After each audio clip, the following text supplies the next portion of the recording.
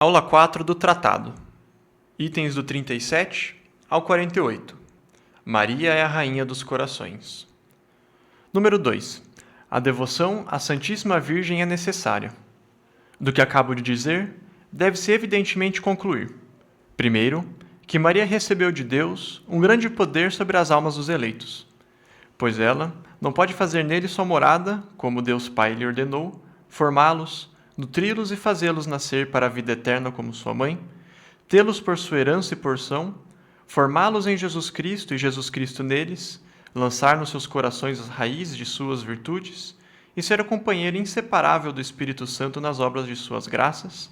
Ela não pode, repito, fazer tudo isso a menos que tenha direito e domínio nas suas almas por uma graça singular do Altíssimo, que, tendo-lhe dado poder sobre seu Filho único e natural, também lhe deu poder sobre seus filhos adotivos, não somente quanto ao corpo, o que seria pouco, mas também quanto à alma.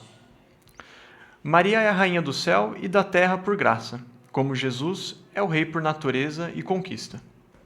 Ora, como o reino de Jesus Cristo consiste principalmente no coração ou interior do homem, segundo esta palavra, o reino de Deus está no interior de vós, assim também o reino da Santíssima Virgem está principalmente no interior do homem, isto é, na sua alma. E é principalmente nas almas que ela é mais glorificada com seu Filho do que em todas as criaturas visíveis, e podemos chamá-la, com os santos, a Rainha dos Corações. Em segundo lugar, é preciso concluir que a Santíssima Virgem, sendo necessária a Deus de uma necessidade que se chama de hipotética, em consequência da vontade divina, ela é muito mais necessária aos homens para chegarem a seu fim último. Não se pode, portanto, confundir a devoção à Santíssima Virgem com a devoção aos outros santos, como se ela não fosse mais necessária, mais facultativa e além das obrigações de piedade. O douto e piedoso Soares, da Companhia de Jesus, o sábio e devoto Justo Lipísio, doutor da Louvainha, e vários outros provaram de maneira incontestável, baseados na opinião dos padres, entre outros Santo Agostinho, Santo Efrem, diácono de Edessa, São Cirilo de Jerusalém, São Germano de Constantinopla, São João Damasceno, Santo Anselmo, São Bernardo, São Bernardino, São Tomás e São Boaventura, que a devoção à Santíssima Virgem é necessária para a salvação, e que é sinal infalível de condenação, segundo o sentir do próprio Ecolampádio e de alguns outros, não ter estima e amor pela Virgem Santa, e que, pelo contrário, é sinal infalível de predestinação ser-lhe inteira e verdadeiramente dedicado ao devoto. Provam-no as figuras e palavras do Antigo e Novo Testamento. As opiniões e os exemplos dos santos o confirmam. A razão e a experiência o ensinam e o demonstram. E o próprio demônio e seus asseclas, contrariados e pressionados pela força da verdade, foram muitas vezes obrigados a confessá-lo. De todas as passagens dos santos padres e doutores, que amplamente compilei para provar esta verdade, cito apenas uma, para não me alongar demais. Ser vosso devoto, ó Virgem Santíssima, de São João Damasceno, é uma arma de salvação que Deus dá àqueles que quer salvar. Poderia transcrever aqui várias histórias que comprovam a mesma verdade, entre outras. A que vem narrada nas crônicas de São Francisco, quando ele viu em êxtase uma grande escada que chegava ao céu, no topo da qual estava Nossa Senhora. Foi-lhe mostrado que era preciso subir por essa escada para se chegar ao céu. Ou ao que está nas crônicas de São Domingos, segundo a qual 15.000 demônios possuem a alma de um infeliz herege perto de Carcassona, onde o santo pregava o rosário. Por ordem da Santíssima Virgem e para a confusão deles, os demônios foram obrigados a confessar grandes e consoladoras verdades sobre a devoção a Maria. E o fizeram com tanta força e clareza que não se pode ler essa história autêntica e o elogio que o demônio fez, contra sua vontade, da devoção a ela, sem verter lágrimas de alegria, por pouco que seja devoto de Nossa Senhora. Se a devoção à Santíssima Virgem é necessária a todos os homens para simplesmente alcançar sua salvação, ela o é ainda mais para aqueles que são chamados a uma perfeição particular.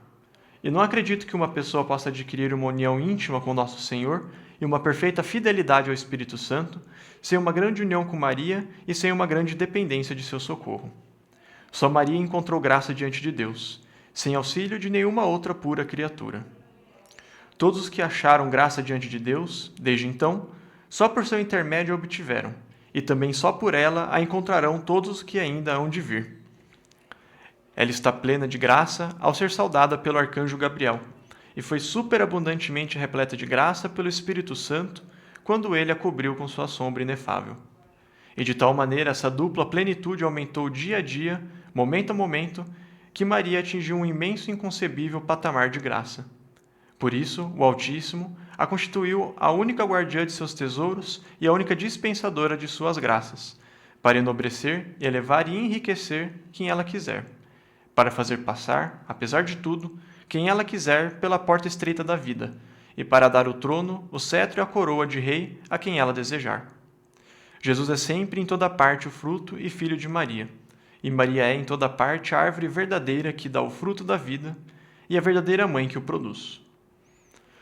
Só a Maria Deus confiou as chaves dos celeiros do divino amor, e o poder de entrar nas vias mais sublimes e secretas da perfeição e de nelas fazer entrar os outros.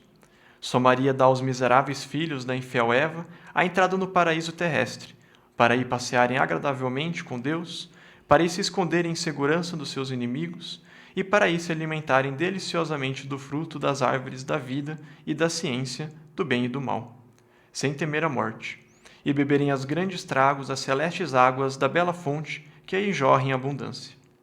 Ou antes, sendo ela própria esse paraíso terrestre, essa terra virgem e abençoada de onde Adão e Eva, pecadores, foram expulsos, só acolhe em si aqueles e aquelas que lhe apraz, para os tornar santos.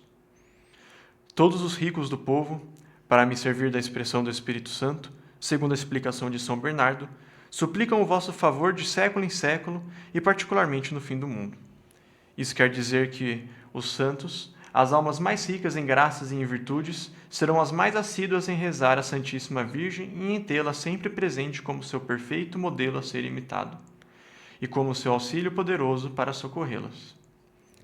Diz que isso acontecerá particularmente no fim do mundo e em breve, porque o Altíssimo e sua Santa Mãe devem suscitar grandes santos que ultrapassarão tanto em santidade a maioria dos outros santos, quanto os cedros do Líbano ultrapassam os arbustos, como foi revelado a uma santa alma cuja vida foi escrita por M. de Rente. Essas grandes almas, cheias de graça e de zelo, serão escolhidas para se opor aos inimigos de Deus, que se agitarão de todos os lados e serão circularmente devotas da Santíssima Virgem, esclarecidas pela sua luz, nutridas de seu leite, conduzidas pelo seu espírito, sustentadas pelo seu braço e guardadas sob sua proteção, de modo que a combaterão com a mão e edificação com a outra. Com uma mão combaterão, derrubarão, esmagarão os hereges contra suas heregias, os cismáticos com seus cismas, os idólatras com suas idolatrias e os pecadores com suas impiedades. Com a outra mão, edificarão o templo do verdadeiro Salomão e a mítica cidade de Deus, quer dizer, a Santíssima Virgem, chamada pelos Santos Padres o Templo de Salomão e a Cidade de Deus.